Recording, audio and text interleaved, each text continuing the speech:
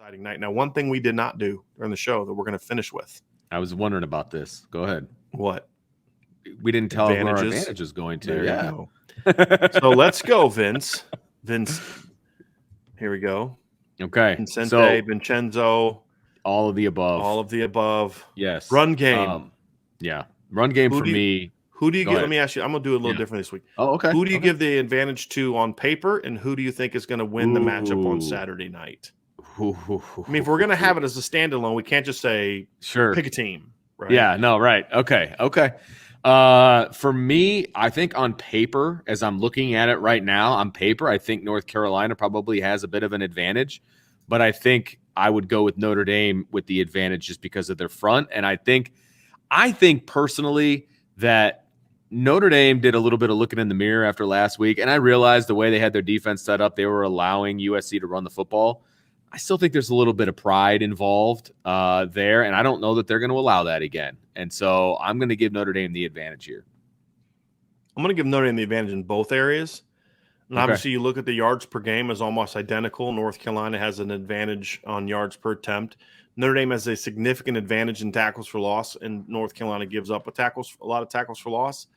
I think when you look at North Carolina too, they've padded their stats again. I mean, they've played a lot of bad defenses. A lot of the teams we're talking about, how Notre Dame is playing some bad teams down the stretch. Well, a lot of those teams are teams that North Carolina has played this year. So that's why I give that advantage to Notre Dame. I think when you look at and this is a point that Matt raised earlier in regards to Virginia Tech. I would argue Virginia Tech is probably one of the best rushing defenses, if not the best rushing defense that North Carolina has played all season, and they didn't run the ball very effectively in that game. Now, of course, it was first game of the year.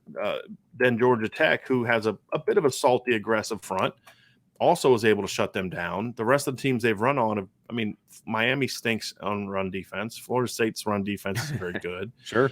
Duke's run defense isn't very good, and they shut North Carolina down pretty good. Virginia's run defense stinks. And Georgia State's run defense stinks. I think Notre Dame's rush defense has been pretty good ever since the opener. I mean, I still feel like that number still pads their stats a little bit because we're 7 deep. But we're talking about a team that we're kind of disappointed with the way that Notre Dame played with their rush defense last week, and they gave up 129 yards. Yeah, I mean, since the Florida State game, the most yards Notre Dame has given up is 129. Since the Toledo game, Notre Dame has yet to allow an opponent to rush for 4 yards a carry. Purdue 2.3, Wisconsin 2.8, Cincinnati 3.1, Virginia Tech 3.4, Southern Cal 3.9. And Toledo was 4.1 with a 67-yard run. Sure. So I think Notre Dame's run defense has been pretty good, and it's been sneaky good. Like, we don't talk about it a lot. It's been sneaky good really this season, and so I give them Notre Dame the advantage in both on paper. Okay. And real quick, we do have a super chat from Lucas Chapman. Thank you for that, Lucas. Notre Dame's D line should help the secondary a lot in this game, even with Hamilton being out. I can see our defense turning the ball over 3-4 times this game, and that would be a big assist for the defense. And Lucas, thank you for that super chat. We agree. And speaking of turnovers, let's get to the pass game. Yeah. On paper advantage, practical advantage. This one's tough for me just because of the absence of Kyle Hamilton, to be perfectly honest with you. And I realize that I have faith in the defensive line helping out in this category. But just going into this game, I'm giving the advantage on paper and practically to North Carolina. I'm going to give North Carolina the advantage as well. I think the equalizer, the potential kryptonite is this one down here. Sure. I think if this doesn't pan out, if Notre Dame doesn't win down here, they're going to have a hard time winning all these other areas. Sure. I'm going to give North Carolina the advantage in both areas, but it's not by a ton. I mean, look, this number right here is a little misleading because a lot of that has to do with Notre Dame has led a lot of games. These numbers, to me, tell a greater story about the effectiveness of the Notre Dame pass defense, and that's pretty good, and it matches up somewhat effectively with these numbers over here. Yeah. And then this number right here and this number right here, so sacks and interceptions, if the pressure comes, the picks will come. Right. That's how I feel. Right. So even though I give North Carolina the advantage at this point in time, I'm going to have I to could say, see it swinging the other way. Right. It's I might be having a different conversation if Kyle Hamilton was healthy and they had their All-American at safety, because I think that allows them to do some other things that they're not going to be able to do. They're going to be able to do some stuff, obviously, but not to the extent that they would have been if 14 was in the game. And I thought Tariq Bracy played a really good game last week. He needs to obviously build on that, and Clarence Lewis needs to have a good game, and we need to see it. And until I do, I've got to give it to the light blue.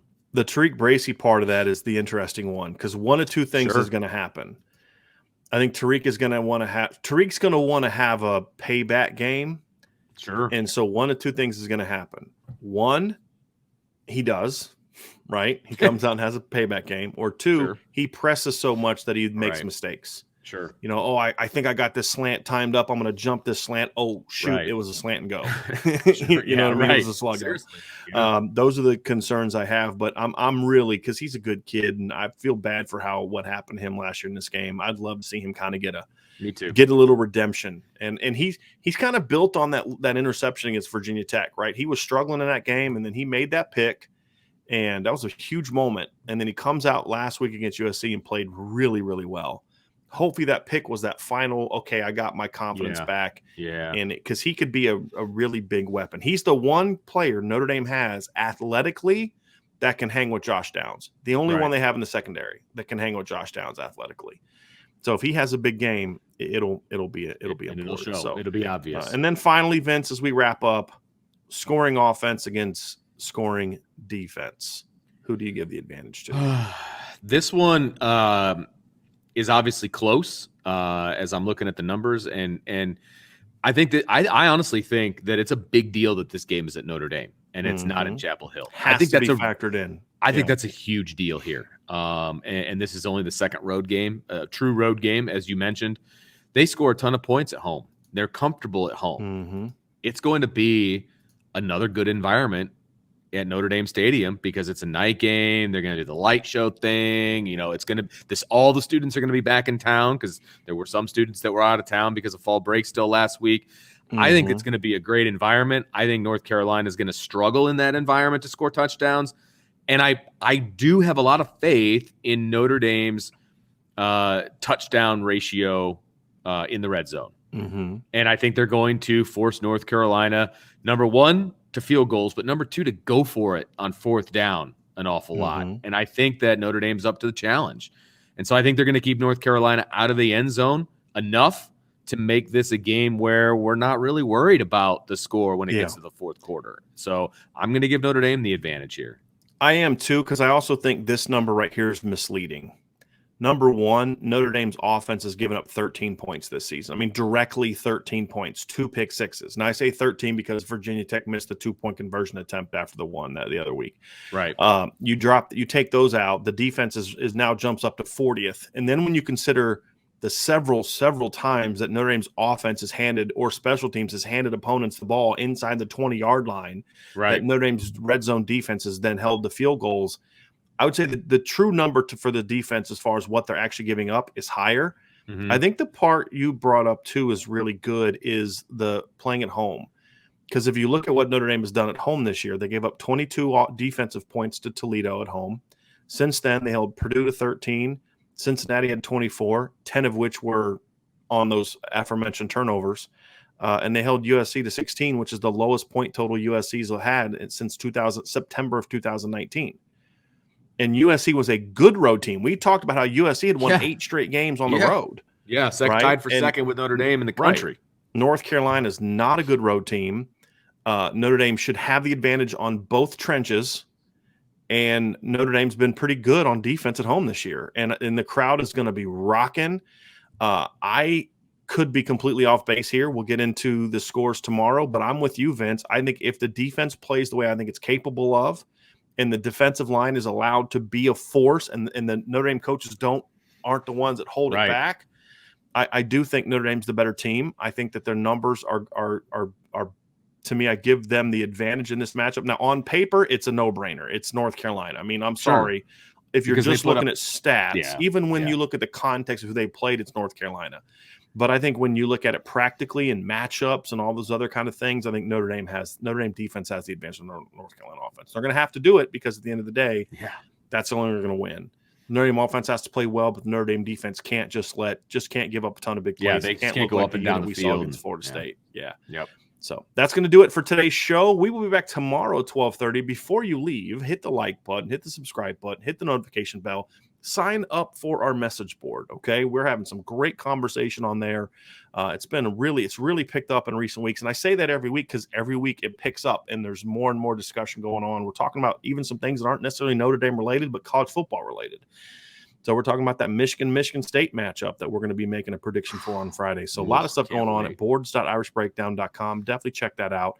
And if you're not a message board person, but you want to support our channel, if you go to that site, it also gives you ways where you can kind of become part of the booster club, where you can support the Irish Breakdown that way also. And we don't have to split 35% of that with YouTube. So those are obviously ways that you can help us out. So hit the like, hit this notification, hit this like, okay, subscription, notification, irishbreakdown.com. And we'll be back tomorrow at 12:30 to do our final analysis, key matchups, keys to the game, and give our predictions. And, of course, Friday we will have a mailbag as well. So thanks, everybody, for joining us. Vince, thank you for joining us. And everybody have a great day. We will talk to you again very, very soon.